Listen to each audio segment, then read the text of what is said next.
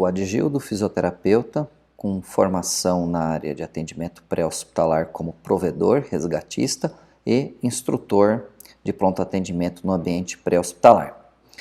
Nós estamos agora no nosso vídeo número 2. Eu vou deixar no descritivo do vídeo o link para o vídeo 1, caso vocês não tenham assistido ainda.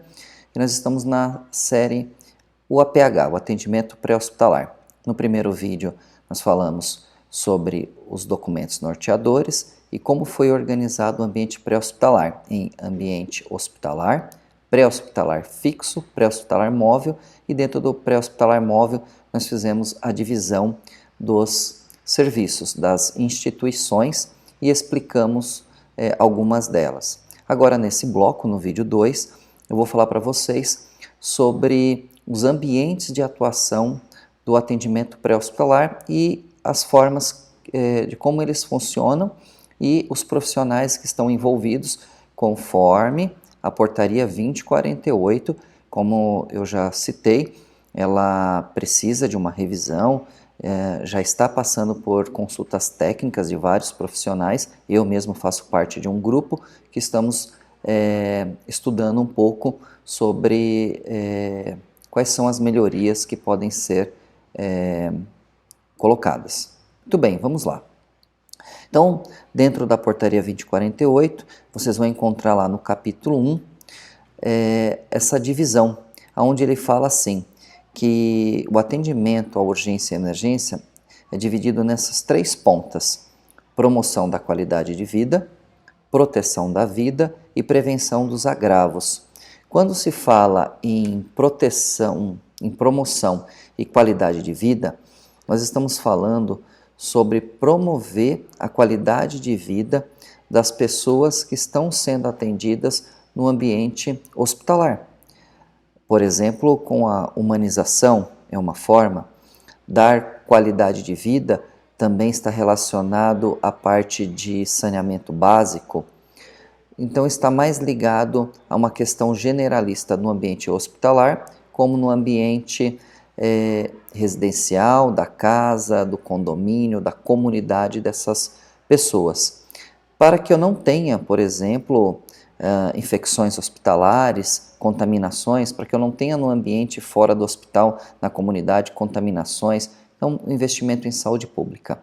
Vamos focar mais nesses outros 2 pontos. Proteção da vida. Proteção da vida vai ser o sistema pré-hospitalar móvel, a rede SAMU e a rede Corpo de Bombeiros e as outras instituições.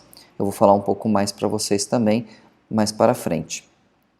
E prevenção dos agravos. Aqui em prevenção dos agravos é onde nós, fisioterapeutas, nós devemos atuar com a nossa presença 100%. Não é só a presença do médico, do enfermeiro, mas sim de todos. O profissional, o professor de educação física, o profissional de educação física, o nutricionista, o psicólogo, o fisioterapeuta. Então, por exemplo, prevenção dos agravos, as campanhas de prevenção, as campanhas educativas, educação em saúde. Então, eu mesmo sou fã e eu faço muito campanhas, eu gosto, através da universidade que eu trabalho, de promover campanhas. Então, eu vou dar um exemplo para vocês aqui. Dia Nacional da Reanimação Cardiopulmonar, dia 26 de agosto. Dia 29 de setembro, Dia Mundial do Coração. Dia Nacional da Prevenção das Arritmias Cardíacas e Morte Súbita. Então são datas, meses, que eu posso fazer campanhas onde os alunos da fisioterapia podem falar sobre prevenção de doenças cardiovasculares, mas como eles também podem educar com aulas de primeiros socorros. Então, vamos pensar nisso. E, por favor, vocês que estão assistindo o vídeo, se vocês são estudantes do curso de saúde, não precisa ser só da fisioterapia, se você já é formado, eu vou dar um exemplo pela fisioterapia. Consultem as diretrizes curriculares nacionais. Pesquisem assim, lá no Google. Vocês vão ver que esse é um documento do MEC, falando quais são as competências que o estudante, assim que ele se forma, ele precisa ter. E uma das coisas que vocês vão encontrar lá é que o profissional, quando ele se forma, Ele tem que ser capaz de levantar um problema na sua comunidade, na sua sociedade, na sua região e propor uma solução de forma interdisciplinar para uma pessoa ou para um grupo. Então fica aí, ó, a atuação nossa. Então, a atuação do fisioterapeuta no ambiente pré-hospitalar. Nós podemos atuar não só no resgate no primeiro socorro, mas nós podemos atuar na questão da prevenção, tá ok? Com educação em saúde, tá ok? Muito bem. Aqui eu mostro para vocês o artigo 1, ele aprova na forma, através da portaria, o funcionamento então do sistema de urgência e emergência. Como os serviços devem se comportar, né, o funcionamento deles, quais são as capacitações e formações que esses profissionais devem ter, qual é a grade curricular e carga horária de formação e quem são os profissionais de saúde que fazem parte e os que não são da área de saúde. Então eu já comentei com vocês um pouco sobre isso, quem são ali os profissionais que trabalham no SAMU, mas a portaria ela ajuda a nortear no sistema de urgência e emergência, isso de uma forma geral. E aí eu quero usar o item 1. Então, quando você pergunta se o fisioterapeuta ele está dentro do SAMU ou do Corpo de Bombeiros, como atuar na equipe, ali atuando na equipe, a portaria 2048 ela fala o seguinte, que os serviços de atendimento pré-hospitalar móvel devem contar com equipe de profissionais oriundos da área da saúde e não oriundos da área da saúde, considerando que as urgências não constituem especialidade médica ou de enfermagem. O que eu quero apontar para vocês é que vocês vão ver nesse bloco ou no próximo, eu falando quem são os profissionais. E a portaria, ela reconhece, como eu já citei, médico, enfermeiro, policial, bombeiro. O fisioterapeuta não está no atendimento pré-hospitalar. Mas, talvez você queira fazer a sua formação, você é fisioterapeuta e quer fazer uma formação de socorrista. Em um dos blocos, eu vou falar sobre o que é ser um socorrista, como você faz para ser um socorrista.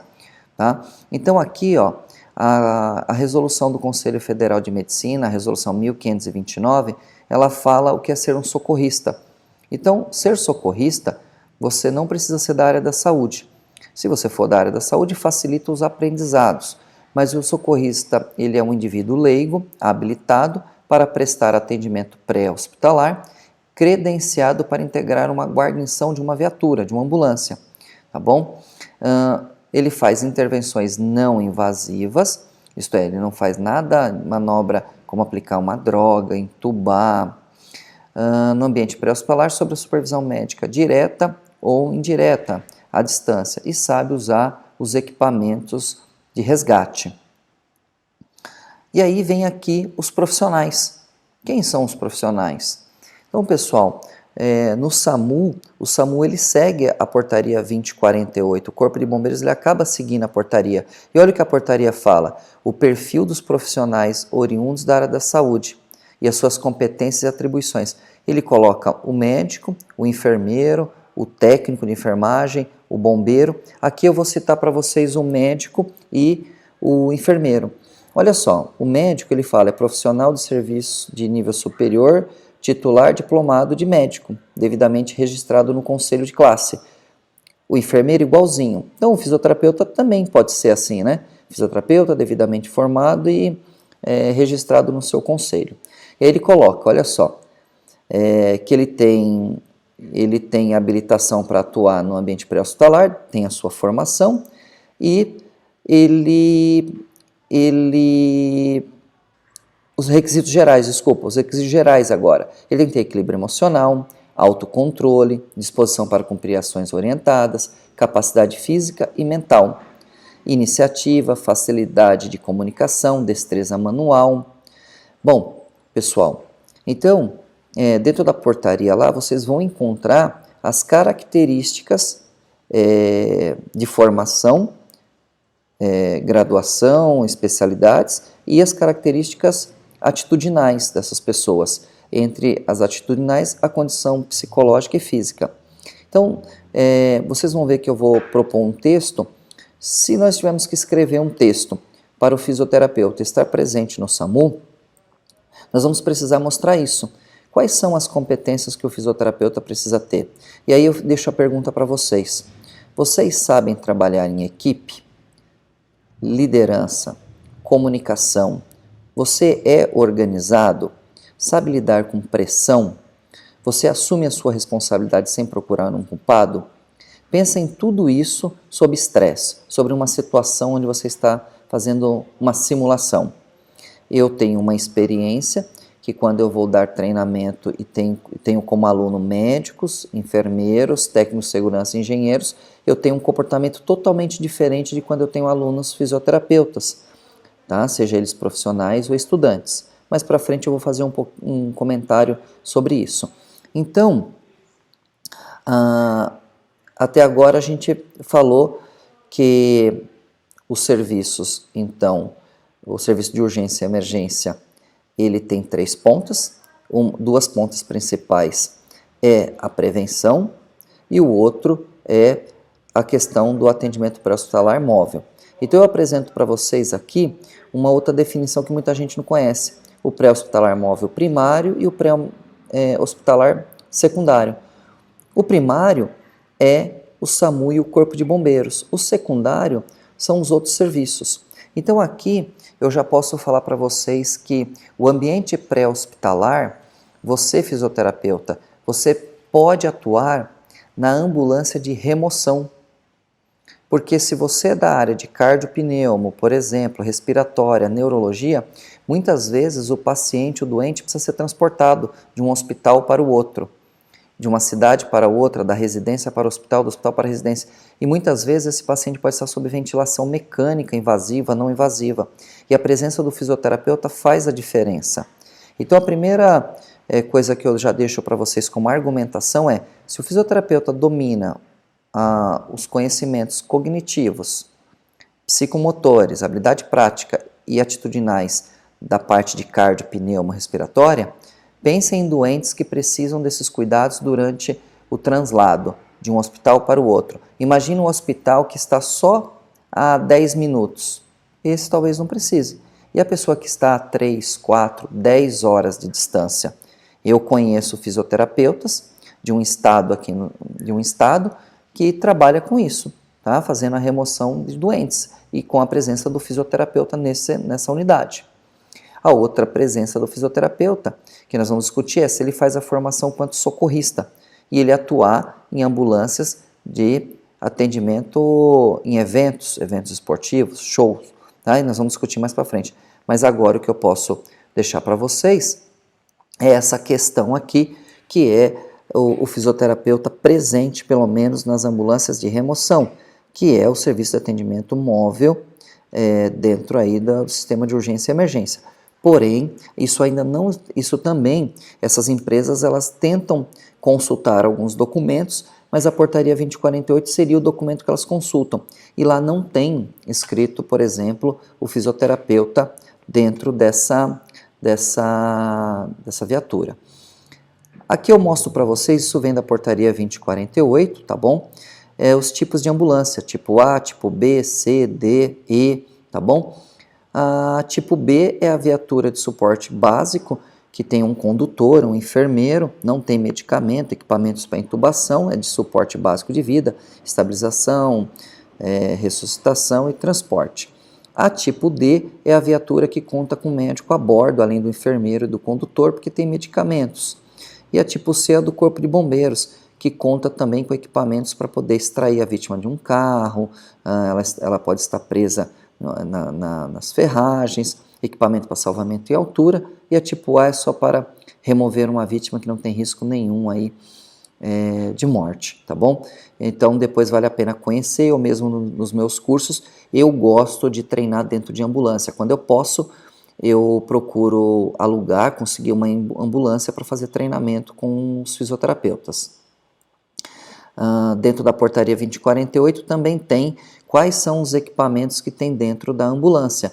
Vocês vão ver que tem muitos equipamentos que o fisioterapeuta ele tem a competência para aprender e lidar com esses equipamentos, tá bom? Como cilindro de oxigênio, BVM, a bolsa válvula máscara, entre outros equipamentos. Tá bom? Fala também da tripulação, então a tipo A precisa de 2 profissionais, a B 2 profissionais, a tipo C 3 profissionais, a D 3 profissionais. Então a tripulação aqui, a portaria 2048, você vai encontrar, além dos equipamentos que fazem parte da ambulância, quais são os tipos de ambulância, também quem são as pessoas que vão lá estar e quantas. Por enquanto, condutor, que ele tem a formação socorrista, enfermeiro, técnico e médicos, tá? Não consta o fisioterapeuta nessa lista até o momento. Muito bem. Então, nós vamos encerrar aqui o vídeo número 2.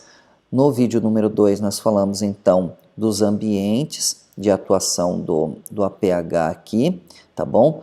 Eu vou explicar no próximo a formação de socorrista do profissional, vou abordar o fisioterapeuta e os ambientes pré-hospitalar para o fisioterapeuta.